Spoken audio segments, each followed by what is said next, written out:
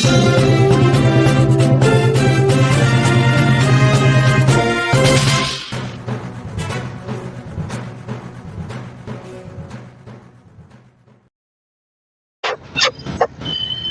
सूर्य महात्मा ज्योतिबा फुले, छत्रपती शिवाजी महाराज, महामानव घटनेचे शिल्पकार डॉक्टर बाबासाहेब आंबेडकर यांच्या प्रतिमेला, यांच्या विचाराला, यांच्या स्मृतीला प्रथम विनम्र अभिवादन करून हे नेमके आजचे शिक्षण व्यवस्था आणि 21 विद्यार्थ्यांचे बळी, हे अजून किती मुलांचे बळी हे सरकार घेणार आहे याच्या अगोदर तुम्हाला थोडासा इतिहासाकडे मी घेऊन जातो. विद्या ही नेमकी महात्मा ज्योतिबा फुल्यांनी विद्येविना मती गेली, नीती गेली, मती गेली, नीती गेली, क्षुद्र खचले, एवढे अनर्थ झाले, अशा प्रकारची जी विचार जे महात्मा ज्योतिबा फुल्यांनी विद्येबद्दल मांडले, त्याचा वेद पुराण आणि शास्त्रामधला जर थोड्याशा आठवणी करून द्यायचं म्हणलं तर ह्या मागासवर्गीय आणि शूद्रांना विद्या शिकण्याचा अधिकार ह्या धर्मव्यवस्थेने दिला नव्हता. या हजारो पिढ्या ह्या शिक्षणापासून हा क्षुद्र समाज, क्षुद्र म्हणजे फक्त मागासवर्गीय समजू नका, तर ST SC OBC यांना शिक्षणाचा अधिकार नव्हता. 1832 मध्ये जेव्हा ज्योतिबा फुल्यांनी इंग्रजांना विनंती करून जेव्हा शिक्षणाची दारं या इंग्रजाकडून उघडली गेली, 1848 नंतर जेव्हा शिक्षणाला स्त्रियांना शिक्षण दिलं, मागासवर्गीयांना शिक्षण दिलं, तर जोपर्यंत ही विद्या तुम्हाला जर तुम्ही वाचलं तर तुमच्या कानामध्ये गरम शिसं टाकलं जात होतं, तुमची जीभ कापली जात होती. अशा प्रकारची ही धर्मव्यवस्था, आणि ह्या धर्मव्यवस्थेची माणसं, जरी कुणाला माझ्या बोलण्याची जरी मनाला जखम झाली तरी चालेल, मी त्याची पर्वा करीत नाही, पण ह्या विचाराची व्यवस्थेची जर माणसं जर ह्या सरकारमध्ये असतील आणि त्या सरकारी यंत्रणा चालवत असतील तर हा असाच खेळ, असेच बरे इथून पुढेही जातील, एवढे विचार तुमच्यापर्यंत पोहोचवतो आणि मी इथं थांबतो. पर्यावरण तज्ञ, पर्यावरण प्रेमी, मानवतावादी नेते, अभियंता आणि खऱ्या अर्थानं सामाजिक कामामध्ये झोकून देऊन काम करणारं व्यक्तिमत्व म्हणून जे ओळखले जातात ते सामाजिक कार्यकर्ते आदरणीय सोनमजी वांगचुक हे गेल्या 21 दिवसापासून दिल्ली येथील जंतर मंतर येथे आमरण उपोषणाला बसलेले आहेत. आमरण उपोषणाचा विषय तरी काय हो? ज्या सरकारनं तुमच्या आमच्या विद्यार्थ्यांचं, पाल्यांचं आणि किंबहुना पालकांचं देखील भविष्य टांगणीला लावलं. TET पेपर फुटले, नीटचे पेपर फुटले, MPSC UPSCचे पेपर फुटले, आणि एवढ्यावरच यांचं भागलं नाही. हे थोडके नव्हे तर या सरकारच्या काळामध्ये जवळपास 90 पेपर फुटले, आणि या सगळ्या अव्यवस्थेमध्ये, दुरावस्थेमध्ये सगळ्या आमच्या विद्यार्थ्यांचं नुकसान झालं आणि विद्यार्थी वैफल्यग्रस्त झाला. मग या वैफल्यग्रस्ततेमध्ये जवळपास 20-25 विद्यार्थ्यांनी आत्महत्या केल्या.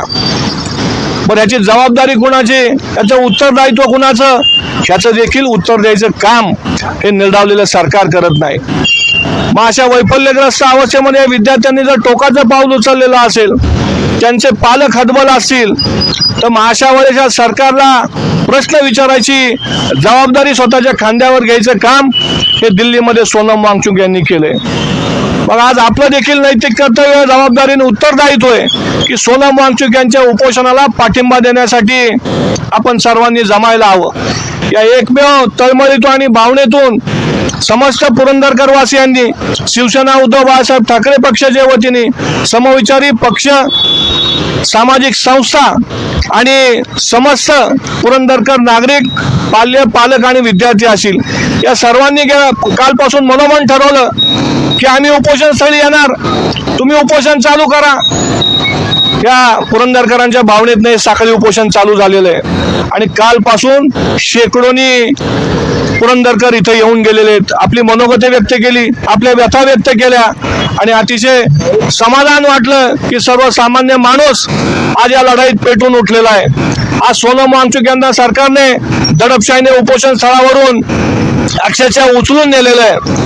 परंतु आता ही लढाई एवढ्यावरच थांबणार नाही. ज्या आमच्या प्रमुख मागण्या होत्या त्या मागण्यांपैकी एक मागणी सगळ्यात महत्वाची म्हणजे मानवी मूल्य पायदळी तोडवणारा निर्डावलेला जो शिक्षण मंत्री आहे केंद्र सरकारचा धर्मेंद्र प्रधान, त्यांनी सर्वप्रथम राजीनामा द्यावा. अरे मनुष्याच्या जन्माला आलात का गुलामाच्या जन्माला आलात? मनुष्याच्या जन्माला जर तुम्ही आला असतात तर निश्चितपणे नैतिक जबाबदारी स्वीकारून तुम्ही राजीनामा दिला असतात. परंतु तुम्ही एका पक्षाची गुलामगिरी करताय, तुम्ही एका भ्रष्टाचाराची गुलामगिरी करताय, त्याच्यामुळे ते धारिष्ठ देखील राजीनामा द्यायचं तुम्ही दाखवलं नाही. आज आम्ही समस्त पुरंदरकर वासियांच्या वतीने तुम्हाला एवढाच इशारा देऊ इच्छितो, लवकरात लवकर तुमचा राजीनामा जनतेमध्ये येऊन सुपूर्द करा, अन्यथा ही जनता रस्त्यावर उतरल्याशिवाय राहणार नाही. तुम्ही आज जाता जाता मी एवढंच सांगतो, आदरणीय पंतप्रधानांना देखील आवाहन करतो, मानवी संपत्तीची हानी होऊन देऊ नका. सोनम वांगचुक यांच्यासारखी लोक ह्या ह्युमन ऍसेट आहेत देशाच्या, त्या ऍसेट तुम्ही पणाला लावू नका तुमच्या राजकारणासाठी. आणि त्या पणाला लावायचे ज्यावेळेस तुम्ही काम करताल त्यावेळेस आम्ही रस्त्यावर उतरल्याशिवाय राहणार नाही. एवढाच इशारा मी या ठिकाणी येतो आणि अधिक न बोलता माझे 2 शब्द थांबवतो. जय हिंद, जय महाराष्ट्र. नमस्कार. आज जे आपल्या सासवड शिवतीर्थावरती जे आंदोलन चालू आहे अभिजित जगताप यांच्या नेतृत्वाखाली, प्रथमच त्या आंदोलनाला आम आदमी पार्टी पुणे जिल्ह्याच्या वतीनं जाहीर पाठिंबा देतो. आणि खरोखरच हे आंदोलन का गरजेचं आहे, आज जर तुम्ही शेजारी बोर्ड पाहिला असेल तर जवळ 20-21 विद्यार्थ्यांनी आत्महत्या केली, लक्षात घ्या. आणि 20-21 मुलांनी आत्महत्या केली म्हणजे त्याच्या पाठीमागचं सगळं कुटुंब आलं. आणि एवढा मोठा जवळजवळ 89 पेपर या 8-10 वर्षात फुटले. आणि याच्यातून मेसेज काय जातो, त्यातून मेसेज असा गेला की 22 लाख विद्यार्थ्यांना या देशात भ्रष्टाचार हा मेन आहे, लक्षात घ्या. भ्रष्टाचार करून तुम्ही 10-15 लाखाला पेपर खरेदी करू शकता, त्यातून तुम्ही पास होऊ शकता, त्यातून तुम्ही डॉक्टर होऊ शकता. म्हणजे बेईमानी काय असेल ते 22 लाख कुटुंबामध्ये पेरण्याचं काम या सरकारमार्फत झालेलं आहे. आणि एक चुकीचा संदेश जातो की या देशामध्ये सगळीकडे भ्रष्टाचार आहे आणि शिक्षण क्षेत्र सुद्धा त्याला अपवाद नाही. आणि तरी सुद्धा हे केंद्र सरकार मात्र याच्यावरती काही ऍक्शन घेत नाही. खरोखर अतिशय दुर्दैवाची गोष्ट आहे. प्रचंड कडक ऍक्शन घ्यायला हवी होती. आणि हे जे शिक्षण मंत्री आहेत धर्मेंद्र प्रधान, यांचा पहिल्याच 2-3 दिवसात राजीनामा घेणं गरजेचं होतं. पण ते न करता एवढे 1-2 महिने होऊन सुद्धा या सरकार अजिबात याच्याकडे दुर्लक्ष करत आहे.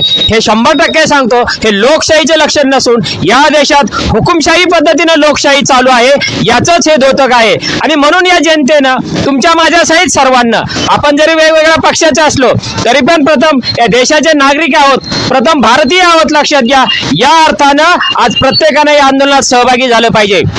मित्रांनो, ही सुरुवात आहे. जर आजच हे थोपवलं नाही कॅन्सर सारखं तर भविष्यात याचा परिणाम अजून मोठा होऊ शकतो. आणि एकदा जर परिस्थिती आपल्या हातातून बाहेर गेली तर विद्यार्थ्यांचा देश आहे तो एकदम नाराजी वातावरणामध्ये जातो. आणि या देशामध्ये काहीच सत्याला वाली नाही, या देशात सगळ्या गोष्टी अन्यायाने होतात. हा मेसेज आज त्या तरुण मुलांपर्यंत जातोय. आणि म्हणून तुमच्या माझ्यासहित सर्वांनी याचा तीव्र निषेध केला पाहिजे. आणि एक देशाचे जबाबदार नागरिक म्हणून, एक पालक म्हणून, देशभक्त म्हणून या आंदोलनात आपण सर्वांनी हिरिरीने भाग घेतला पाहिजे. आणि तो नक्की घ्याल. हे आंदोलन पूर्ण देशामध्ये पेटलेलं आहे.